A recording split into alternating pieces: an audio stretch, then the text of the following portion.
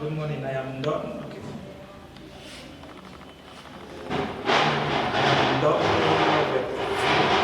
I am the project assistant of the ongoing project, school-related gender-based violence. As the project assistant of school-related gender violence based, what do you have as an agenda for this day? As an agenda, we have to train teachers, first of all, on how to identify the various forms of violences.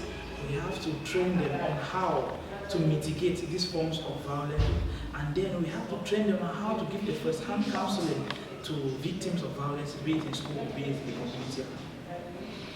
community. We know that this workshop is going to be for 2 days. What are your expectations after this? Our expectations are enormous.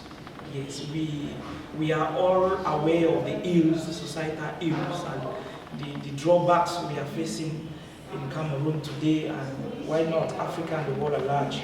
We expect that after this workshop, our participants will have some basic ideas on how to manage gender-based violences in their communities first, on how to manage conflict, how to manage stress, because we believe that this violence generates from our homes. This violence is it backed right from the roots, cultures which we inherited, and for us to identify these causes of violence that is being manifested today, we have to first of all sensitize and make the participant know that it is not their fault. If they are victims of violence today, it is generating from somewhere because as a result of a certain custom which they made. And for that to be mitigated, they are supposed to be aware, and they are supposed to identify following their various communities, and they are supposed to be advocates of peace and change. How frequent do you hold your workshop? We hold our workshops about 4 times per year, our major workshops 4 times per year.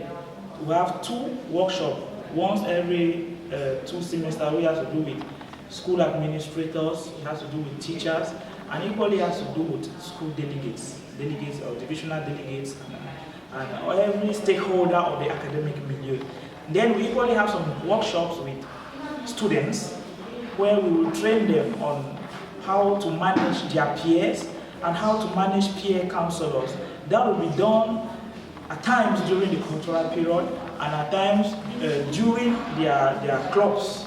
From there now they are being equipped on how to manage the younger ones when the organization is not there. Finally, we train parents too, we sensitize parents too, we convocate them like a session like this one where we let them know that education starts at home, and if the education is not well managed at home, it might generate to something else in school, and finally the school will be blamed. So it is them first to identify, to first of all train the children first at home, and if the training at home is not well done, it will be manifested in school, because in school we have students or children of different backgrounds. So we make them know and we make them identify the various means through which this training can be done at the tender age. Any last words to all the fans that are watching you today? Yes.